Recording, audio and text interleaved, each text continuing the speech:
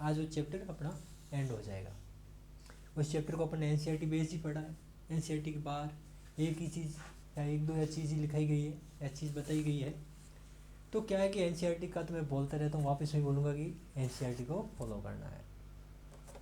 अब अपन चैप्टर को आगे बढ़ाते हैं। तो अपन ने क्या पढ़ा था लास्ट बार? चैप्टर को जिसमें अपने रेस्पिरेटरी वॉल्यूम्स और रेस्पिरेटरी कैपेसिटी वगैरह पढ़ ली थी। अब अपन पढ़ने जा रहे हैं वो है ट्रांसपोर्ट ऑफ गैसेस।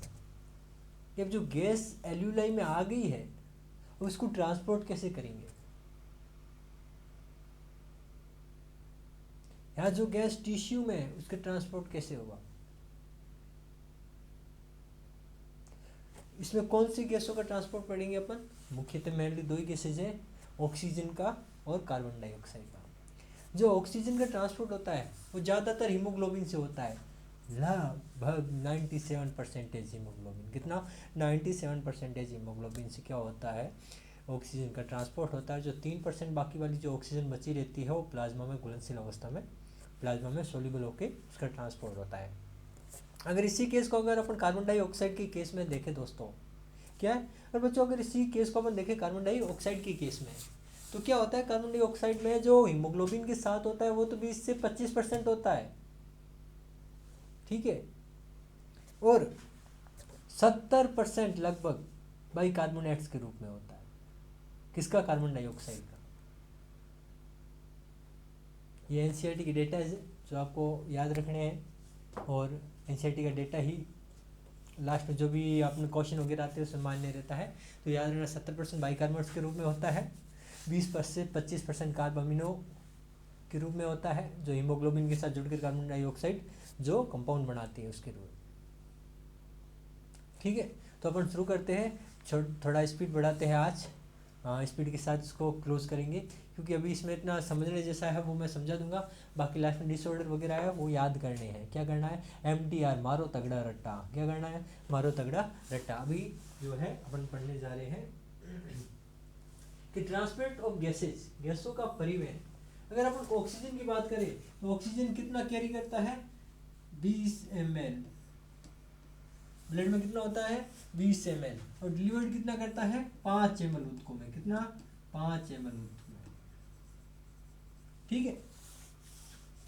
97% जो अभी मैंने बताया था वीडियो के स्टार्ट में, वो हीमोग्लोबिन के साथ होता है।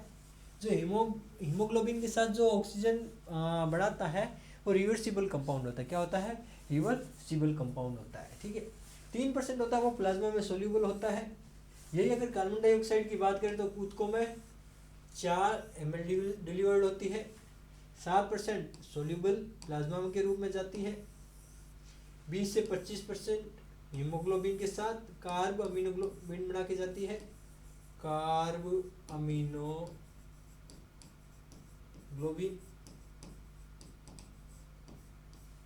और 70% यस मेजोरिटी, ये याद रखना, बाइकार्बोनेट्स के रूप में। किसके रूप में? बाइकार्बोनेट्स के रूप में। कितना परसेंट? 70%। कितना परसेंट? 70%। तो अपन ने ऑक्सीजन के केस में 97 और 3 देखा है, कार्बन डाइऑक्साइड के केस में अपन ने क्या देखा है? 20 से 25 देखा है। किसके रूप में होता है? कार्ब अमीनो हीमोग्लोबिन के रूप में। जो 7% होता है वो प्लाज्मा घुलनशील होता है, और अगर अपन बात करें तो 70% बाइकार्बोनेट्स के रूप में होता है, ठीक है। ये याद करना है, ठीक है, डेटा याद करना है। ये सारा जो इसमें कोई भी ऐसी चीज़ है कि ट्रिक नहीं है कि 97 वगैरह, इसको याद करो। क्या करो? याद करो। MTR, क्या? MTR, ठीक है। अगर अपन आगे बात करें ट्रांसपोर्ट ऑफ ऑक्सीजन, अब ऑक्सीजन का ट्रांसपोर्ट अपन कैसे करेंगे?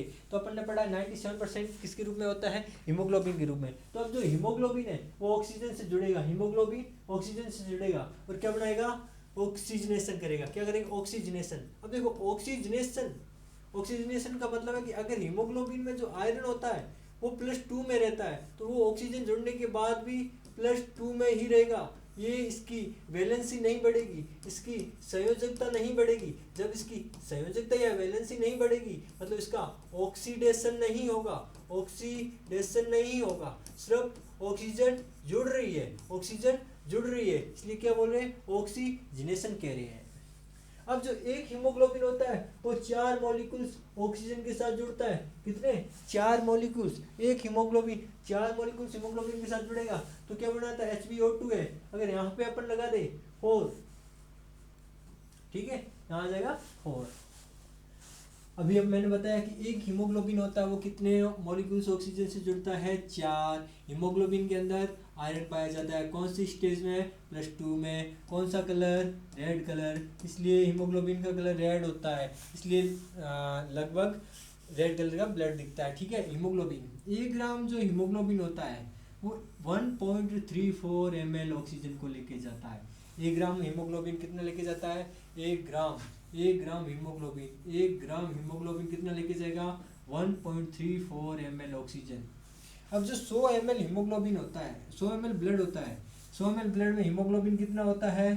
15 ग्राम। कितना होता है? 15 ग्राम। तो 100 ml ब्लड में ऑक्सीजन कितना होगा? तो एक हीमोग्लोबिन में ऑक्सीजन होता है 1.34, तो 15 में कितना होगा? मल्टीप्लाई करोगे तो 20 ml आ जाएगा। अब जो टिश्यू लेवल, जब ऑक्सीजन ये टिश्यू तक पहुंचेगी तो कितना % देगी? 25%। अब देखो, अगर अपन 20 ml का 25% निकाले तो कितना हो जाएगा? 5 ml। तो ये टिश्यू कितना प्रोवाइड करेगी? टिश्यू को 5 ml प्रोवाइड करेगी। यही तो अपन ने पढ़ा है कि कैरी 20 ml करता है, देता 5 ml है। कौन देता है? हीमोग्लोबिन देता है। कहाँ देता है? टिश्यू लेवल पे देता है। क्या देता है? ऑक्सीजन देता है। अरे क्या देता है? समझ में आ रहा है बच्चों? मिक्स नहीं करना है। अगर बात करें कि ऑक्सीजन और हीमोग्लोबिन की जो आपस में एफिनिटी है, कि आपस में जो बंधती है, उनकी बंधुता है, उसको सिग्मोइड ग्राफ होता है एक, उससे समझा जाता है। इसमें क्या होता है? परसेंटेज सेचुरेशन देखते हैं किसकी? हीमोग्लोबिन की, और पार्शियल प्रेशर देखते हैं ऑक्सीजन का। ये ग्राफ क्या करता है? यदि ऑक्सीजन जुड़ रहा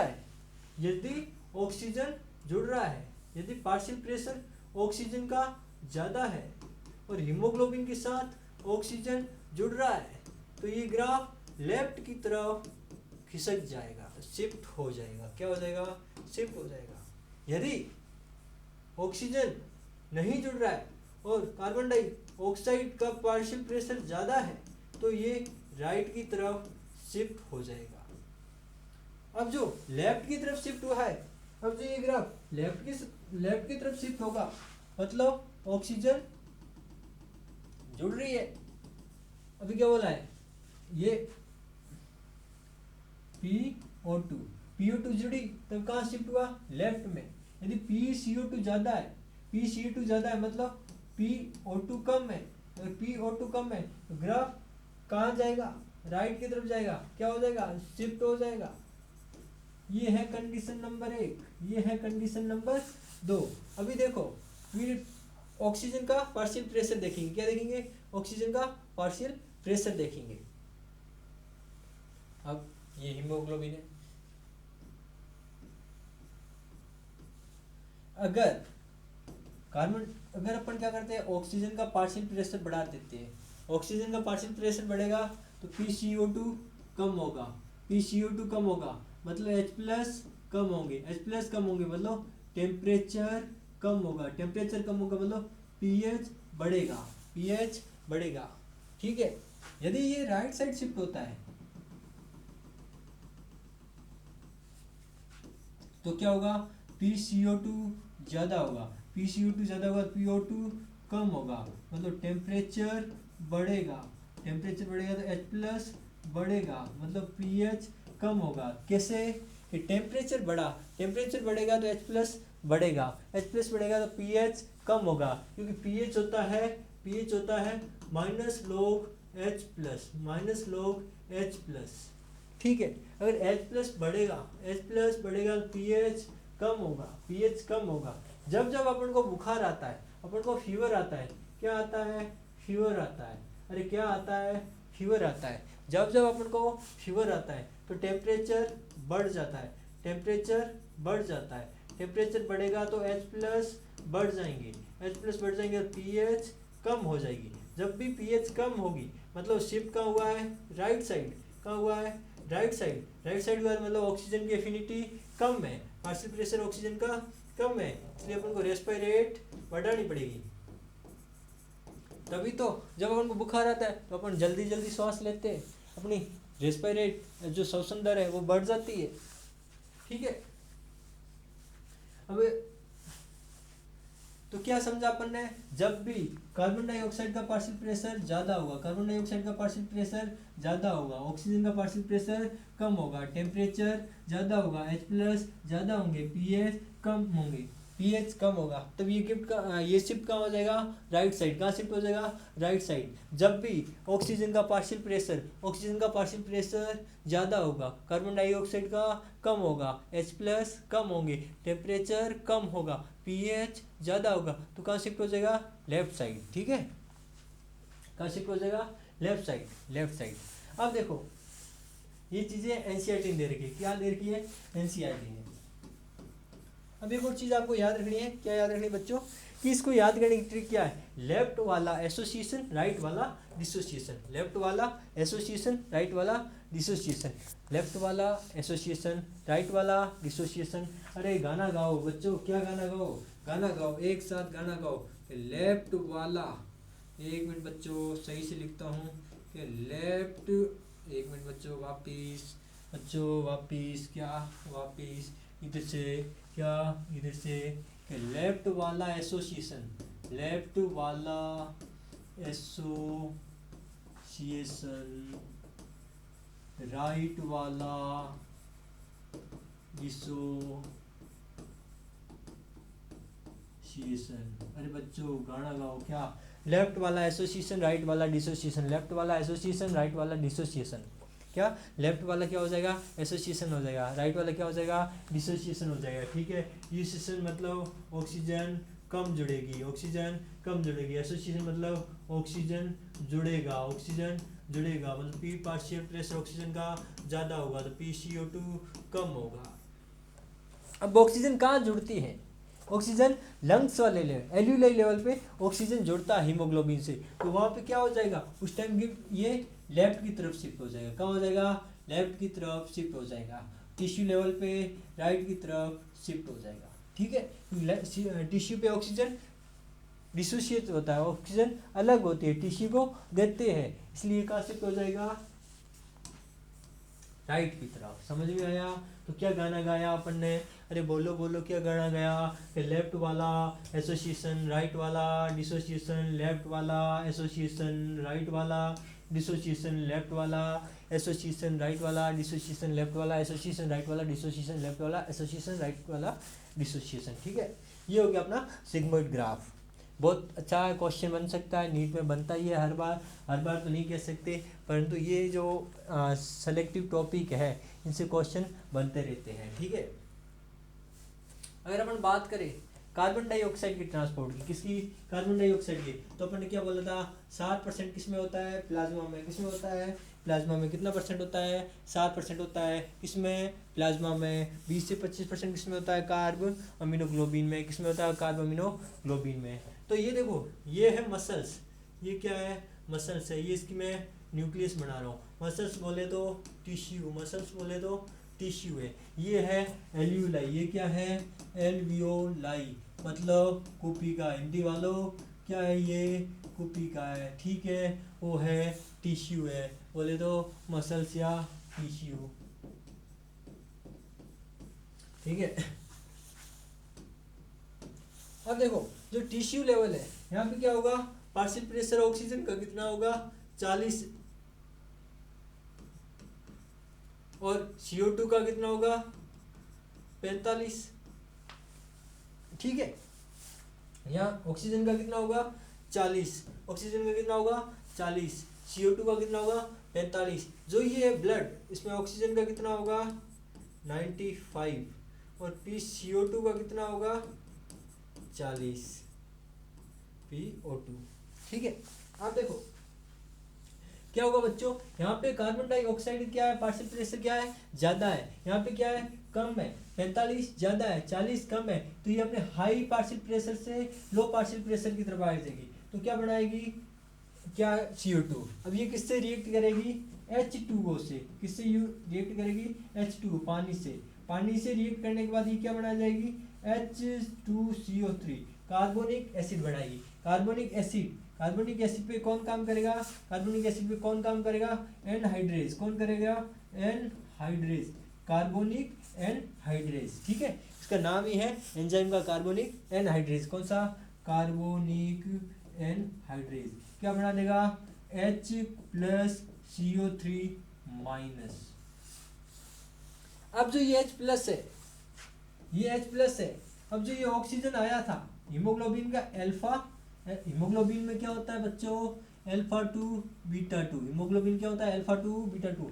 एक अल्फा ये, एक अल्फा ये, एक बीटा ये, एक बीटा ये। अब जो ये H+ है ये हीमोग्लोबिन के साथ जाएगा, कहाँ जाएगा, हीमोग्लोबिन के साथ। क्या बना जाएगा, HHB। क्या बना देगा, HHB।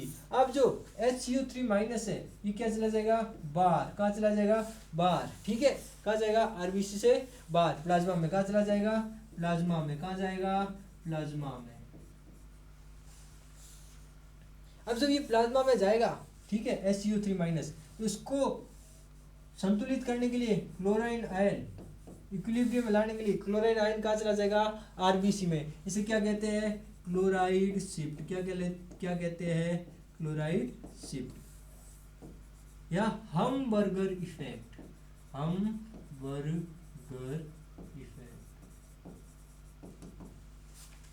ठीक है, अब देखते हैं अपन एल्यूलाइल लेवल पे। अभी कहाँ देखा, टिश्यू लेवल पे, अब कहाँ देखेंगे, एल्यूलाइल लेवल पे। ठीक है, अब जो HCO3- था, वो क्या करेगा, जाएगा RBC में। कहाँ जाएगा, RBC में। जैसे ये RBC में जाएगा तो क्लोराइन आयन कहाँ आ जाएगा, वापस बाहर। कहाँ आ जाएगा, प्लाज्मा में। कहाँ आ जाएगा, प्लाज्मा में। कहाँ आ जाएगा, प्लाज्मा में। अब जो HCO3- है ये वापस किससे रिएक्ट करेगा, H+ से। किससे करेगा, H+ से। क्या बना देगा, H2CO3। क्या बना देगा, H2CO3। H2CO3 से क्या टूटेगा, H2 और CO2। यहाँ पे कौन आएगा, कार्बोनिक एनहाइड्रेज। कौन आएगा, कार्बोनिक एनहाइड्रेज। अब जो ये CO2 है ये बाहर निकल जाएगी, क्योंकि इसमें CO2 का पार्शियल प्रेशर 45 और यहाँ पार्शियल प्रेशर CO2 का 40। ठीक है, ये हो गया ट्रांसपोर्ट ऑफ गैसेज। देख सकते हो अच्छे से, बढ़िया आराम से याद करना है। वैसे यहाँ तक डेटा ही पूछा जाता है और एक क्लोराइड शिफ्ट या हमबर्गर इफेक्ट पूछा जाता है। डेटा ये पूछा जाता है कौन से परसेंटेज में कितना ट्रांसपोर्ट होता है, कि प्लाज्मा में कितना होता है, 7% होता है। बाइकार्बोनेट्स के रूप में कितना होता है, बाइकार्बोनेट्स के रूप में होता है 70% होता है। 20 से 25 किसके रूप में होता है, कार्बो अमीनो हीमोग्लोबिन के रूप में। ठीक है।